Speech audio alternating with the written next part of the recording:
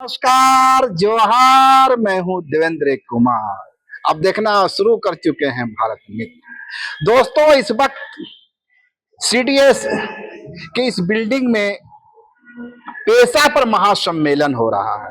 दरअसल चंद दिन पहले पंचायती राज विभाग ने पेशा ड्राफ्ट को लेकर, जिस पर पिछले 5-6 महीने से झारखंड की सियासत में एक बड़ा विमर्श चल रहा था, अपना ड्राफ्ट जारी किया है।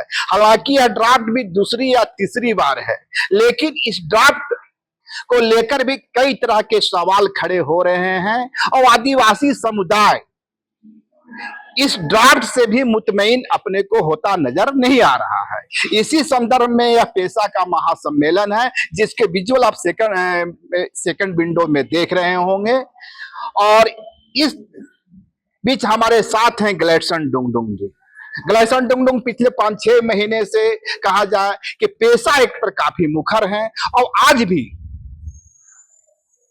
इस सम्मेलन का हिस्सा हैं, उसके आयोजक हैं। तो ग्लेडसन जी आपको बहुत बहुत स्वागत। जोहार। पेशा पर जाए उससे पहले हम एक दूसरी सवाल आपसे करना चाहेंगे। आपका मैं सोशल मीडिया हैंडल देख रहा था, पिछले 5-6 महीने से हेमंत सोरेन की तस्वीर लगी।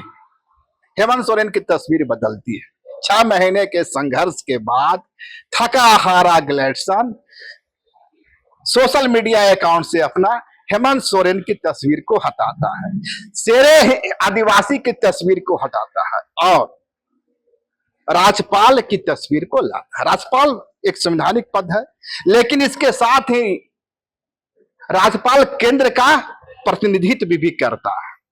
केंद्र में भाजपा की सरकार है, तो क्या इसे माना जाए हेमंत से मोह भंग, चलो यारो भाजपा के संग। देखिए, यह नैरेटिव आप कुछ भी बना सकते हैं। आज जैसे ने आपने कहा कि थका हारा, ग्लेडसन कभी थकता हारता नहीं है भाई। हमारा संघर्ष का इतिहास है। आप देख लीजिए कि हम कब से संघर्ष कर रहे हैं। और पेशा भी आज की बात हम नहीं कर रहे। हमने पेशा पर देख लीजिए 2016 में भी बुकलेट निकाला, गांव लोगों को ट्रेनिंग। नहीं, मैं कहा कि पिछले 6 महीने से ज्यादा मुखरता से जहाँ तक आपने कहा कि तस्वीर हटाने की और नई तस्वीर जोड़ने की, इसमें देखिए डीपी है, आदमी मन करता है आदमी हटा देता है, मन करता है जोड़ लेता है। नहीं, हर तस्वीर के अपने मायने होते हैं, हर तस्वीर का अपना मैसेज होता है। मैं सवाल ये क्यों कर रहा हूं, पिछले इलेक्शन के बाद से, विधानसभा चुनाव के बाद से भाजपा का एक नैरेटिव भी झारखंड में सफल होता नहीं दिख रहा है। इलेक्शन तो नैरेटिव पर वो हार ही गई। यह 6 महीने में बाबूलाल मरांडी ने, चंपाई सोरेन ने, निशिकांत दुबे ने या पूरी भाजपा ने जो भी नैरेटिव खड़ा किया, तैयार करने की कोशिश की, सारे के सारे फेल हुए। सबसे पहले उन्होंने नैरेटिव तैयार किया कि ये जो मैया सम्मान योजना है, मैया सम्मान योजना के जैसे ही भाजपा ने विरोध किया, उसकी आधी आबादी जो उसका साथ छोड़ के चली गई। इसी बीच हाल के दिनों में फिर निशिकांत दुबे ने झारखंड को, संथाल को लेकर एक बयान दे दिया। आदिवासी समुदाय संथाल को विभाजन क्यों चाहेगा, फिर वह सेल्फ गोल हो गया। एक से एक सेल्फ गोल भाजपा करती नजर आ रही है। सेल्फ गोल मैं कहता हूं उसे, अपने ही जमीन को बर्बाद कर रही है। हाल के दिनों में आपने देखा होगा कि वीर बुद्धू भगत का नामांकन जो श्यामा प्रसाद मुखर्जी के नाम से जाना जा रहा था, हालांकि उसके पहले वो रांची कॉलेज के नाम से जाना जाता था।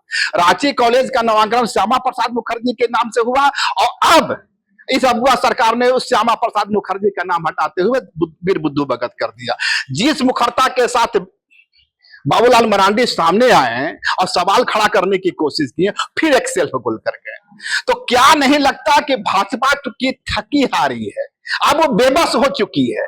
इस स्थिति में इस भाजपा को ग्लेडसन में एक चेहरा नजर आता है और इसीलिए चूंकि ग्लेडसन लगातार सरकार को कटघरे में खड़ा कर रहा है, जो काम भाजपा करने में असफल रही, बिल्कुल निकम्मी साबित हुई, उसी काम को ग्लेडसन डुंगडुंग ने बहुत ही शानदार तरीके से अंजाम दे दिया। चाहे तो पेशा का सवाल हो, 5वीं अनुसूची के एरिया में बालू खनन का सवाल हो, 5वीं अनुसूची के एरिया में दूसरे डेमोग्राफिक चेंज का, भाजपा तो सवाल उठाती ही नहीं, वो छूने से भी डरती है। ये जेपीआरए का मामला हो, ग्लेडसन ने उसे भी उठा दिया। तो कहीं ना कहीं भाजपा जो काम नहीं कर सकती है, हथियार डाल चुकी है हेमंत सोरेन के सामने, तो अपना ब्रह्मास्त्र फेंक चुकी है ग्लेसन को सामने, जाओ तुम मुकाबला करो, हम सरेंडर हो चुके हैं। देखिए, आप एक पत्रकार हैं और सबसे ज्यादा पॉलिटिकल बीट में आपकी रुचि है या और भी पत्रकार मित्रों की रुचि है, तो आप जब उस सब के चश्मे पहनेंगे तो चीजें वैसे दिख सकती है, उसमें दो राय नहीं है। लेकिन यदि आपको मेरे बारे में जानना है तो आपको इतिहास देखना पड़ेगा। जैसे एक समय में याद रखिएगा, जब केंद्रीय मंत्री जयराम रमेश आते थे तब वो उनके जो पीए थे विनील कृष्णन, वो फोन कर देते थे, सर आ रहे हैं आपसे मिलना चाहते, तो मैं उनसे मिलता था।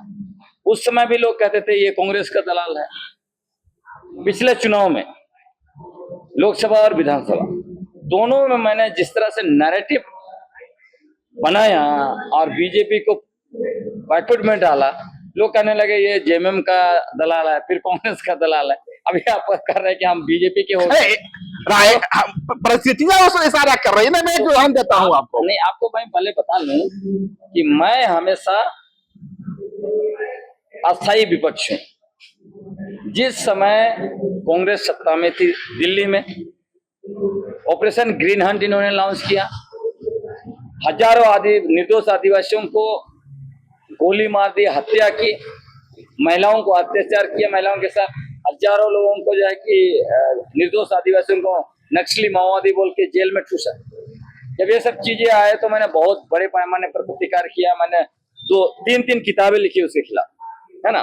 सबसे बड़ी किताब जो endless crime the red corridor 500 page का जो लॉन्च हुआ पेरिस में, उसी तरह मिशन सरांडा उन्हीं के खिलाफ था जो आपको लॉन्च हुआ लंदन में।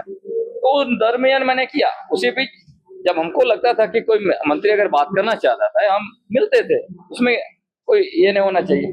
दूसरी बात, अभी मैं क्यों जनता के पक्ष से बोल रहा हूँ, मुझे ज्यादा बोलना इसलिए पड़ रहा है कि जिन विधायकों को हम इस उम्मीद के साथ में जिताने के लिए हम लोग एड़ी चोटी एक कर दिए, वो विधायक मुंह नहीं खोल रहे।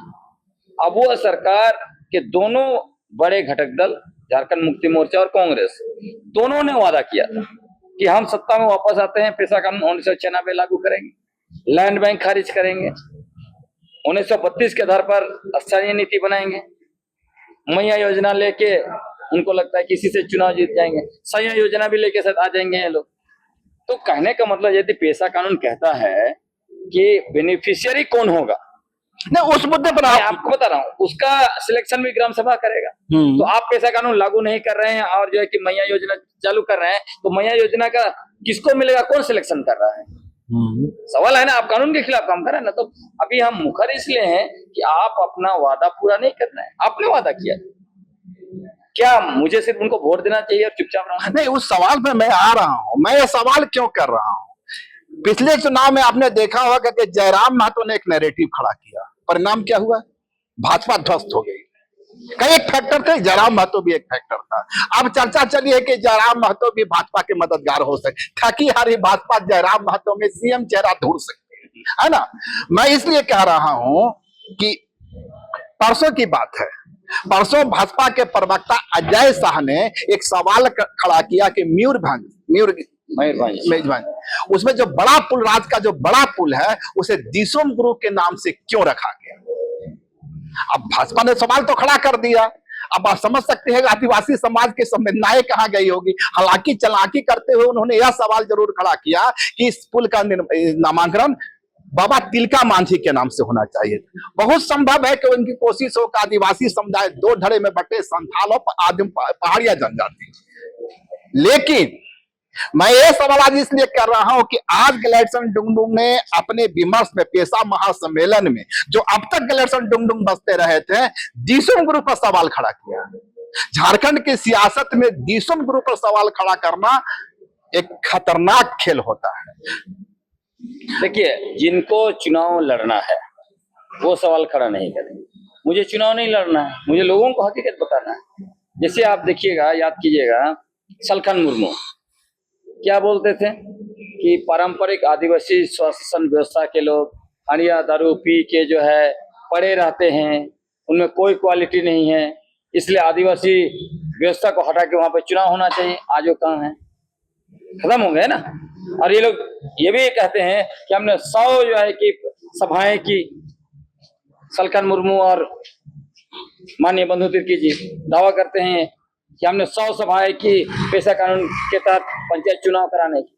तो इनको सिर्फ चुनाव समझ में आता है, इनको पारंपरिक स्वशासन व्यवस्था समझ में नहीं नहीं, मैं आ ही रहा ये हूं। मैं आपको बता रहा हूँ, ये है ना इम्पोर्टेंस बताना जरूरी कि उसका इम्पोर्टेंस क्या है। जैसे आप देखिए, जिस पारंपरिक स्वशासन व्यवस्था उसको अंग्रेज दरकिनार नहीं कर पाया, कानून बना बनाकर उसको उन्होंने स्वीकार किया।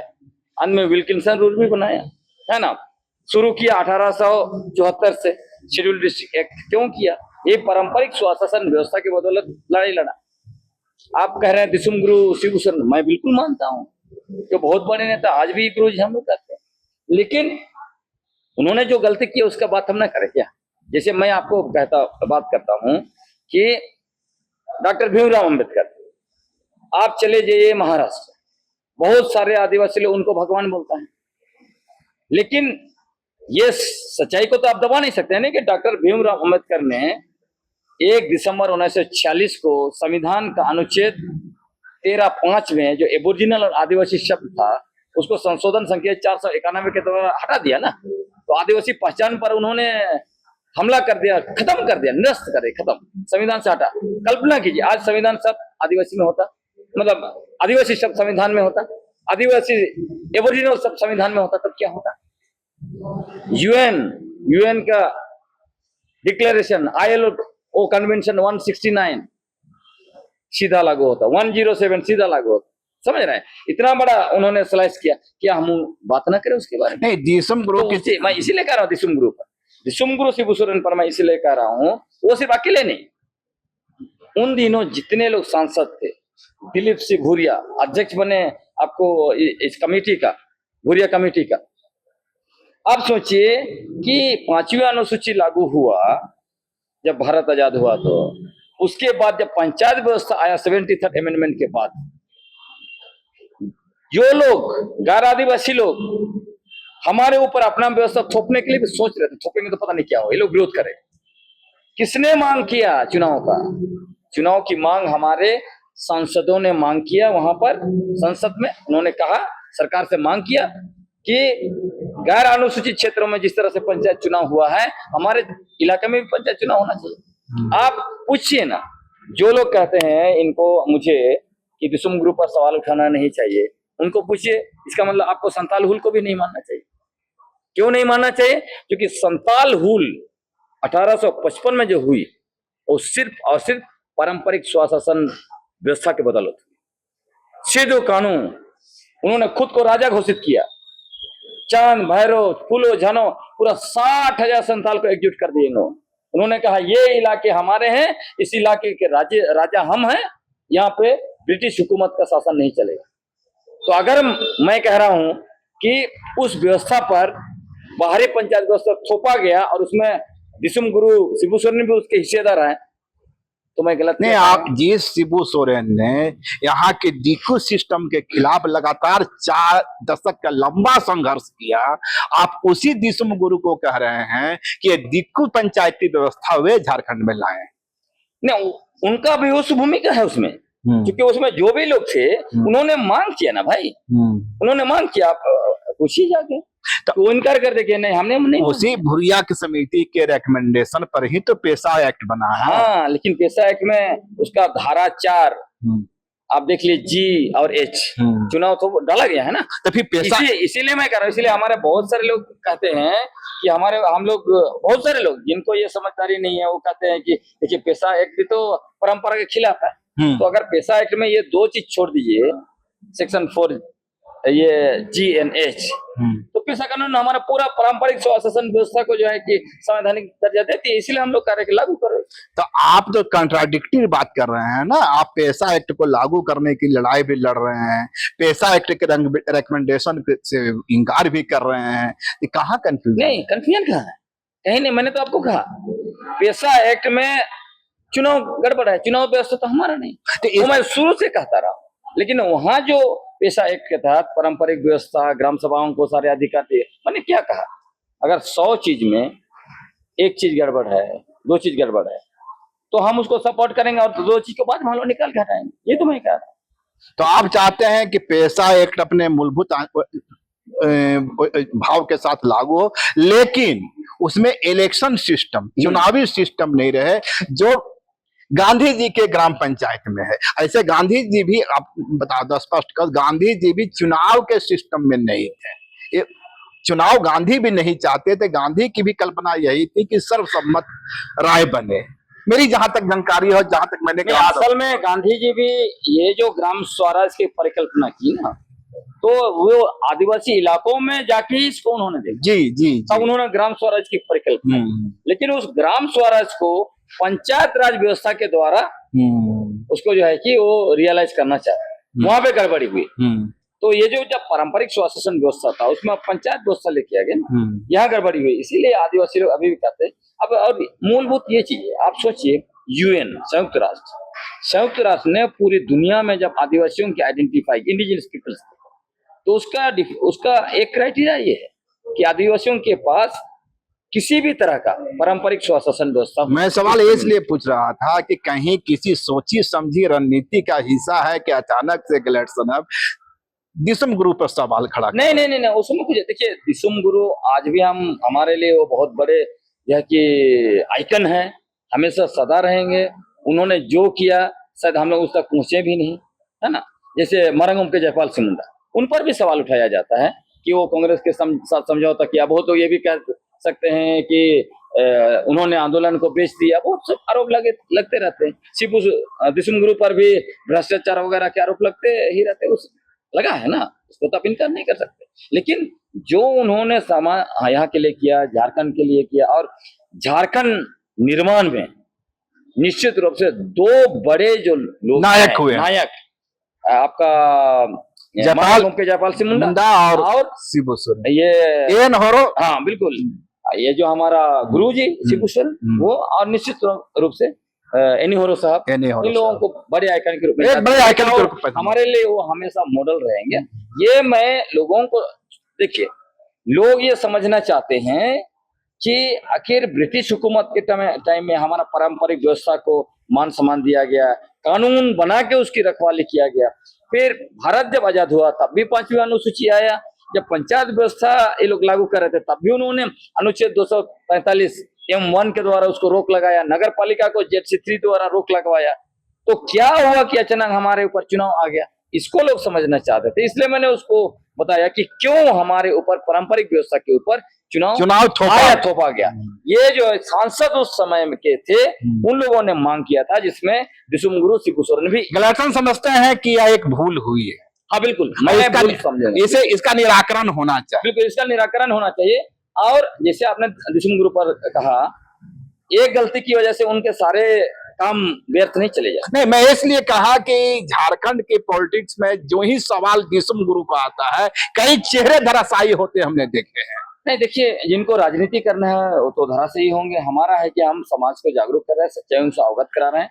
और जब आप लोकतंत्र की बात करते हैं तो लोग स्वीकार करेंगे। जैसे माननीय मुख्यमंत्री हेमंत सोरेन, उनके ऊपर जितना भी लोग सवाल उठाते रहे हैं, कभी आपने उनको रिएक्ट करते देखा? इसका मतलब यह है कि वो परिपक्व लीडर हैं, वो लोकतंत्र को समझते हैं। गैलेक्सन के दिल में अभी भी अमानता है। देखिए, लोकतंत्र में क्या होता है, आपको मैंने वोट दिया, आप गलत कर रहे हैं, मेरे पास गट्स होना चाहिए कि मैं सवाल करूं, और आपको बुरा नहीं लगना चाहिए। अगर आपको मैंने सत्ता में बैठा दिया, मैंने सवाल किया, आप हमको पकड़वा के जेल में डलवा दिया, इसका मतलब आप लोकतंत्र को नहीं मानते। लोग पूछते हैं गैलेक्सन की पॉलिटिक्स क्या है।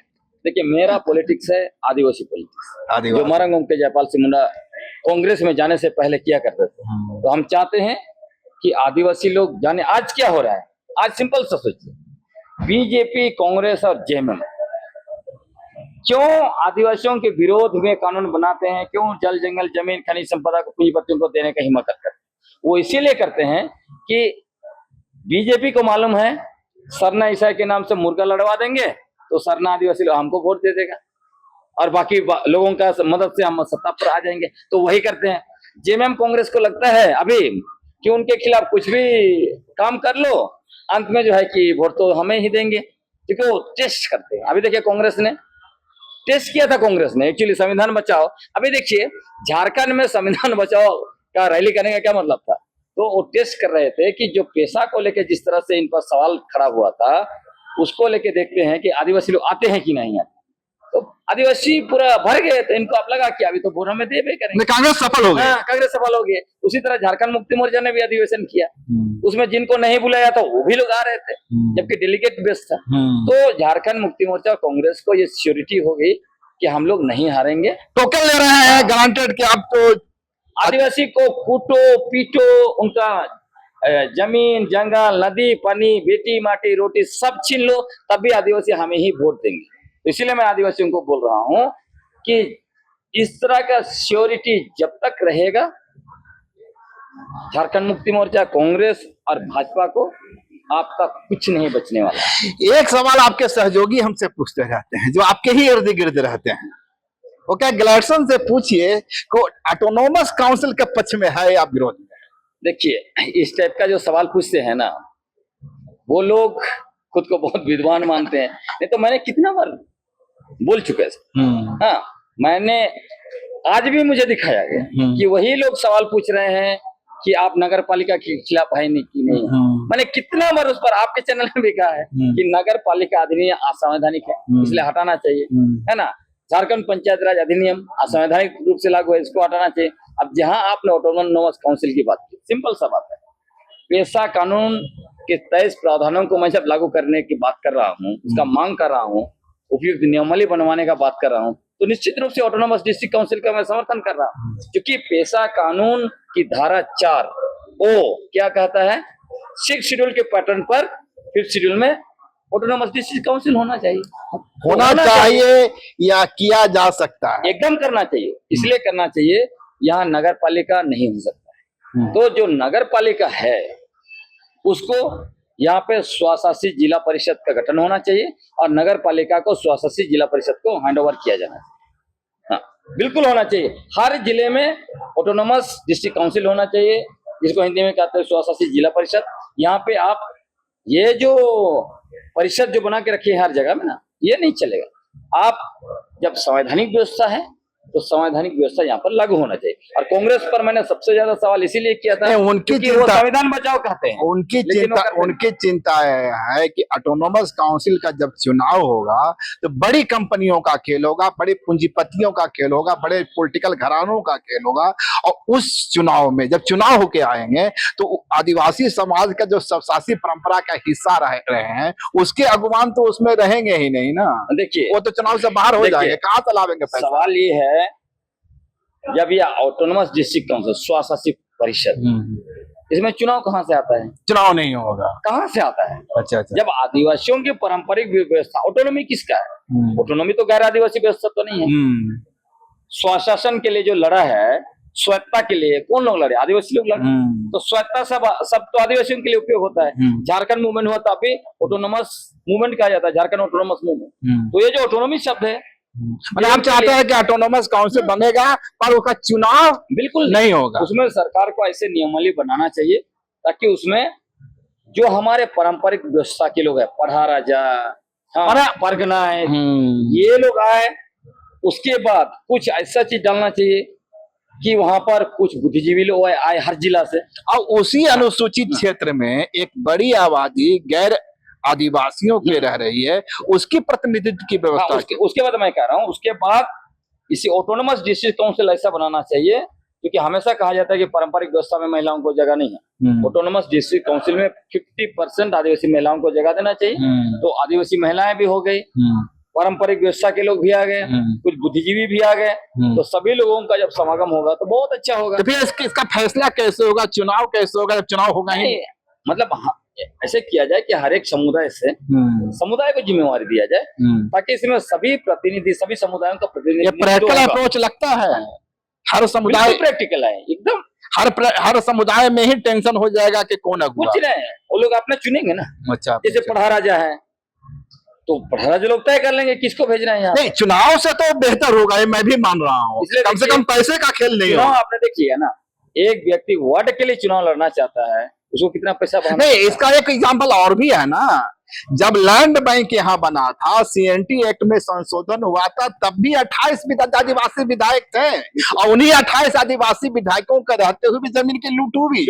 यदि चुनाव से ऑटोनोमस काउंसिल का गठन होता है, यदि होता है, तो फिर 15-20 वही आदिवासी होंगे और वो फिर जमीन की लूट होगी, ही पूंजी का खेल होगा। जिसको हम आधुनिक लोकतंत्र बोलते हैं, असल में उसका जड़ वही है। भ्रष्टाचार जो लोग बोलते हैं ना, इतना ज्यादा भ्रष्टाचार, ये आधुनिक लोकतंत्र का देन है। चुनाव ही भ्रष्टाचार का जड़ है।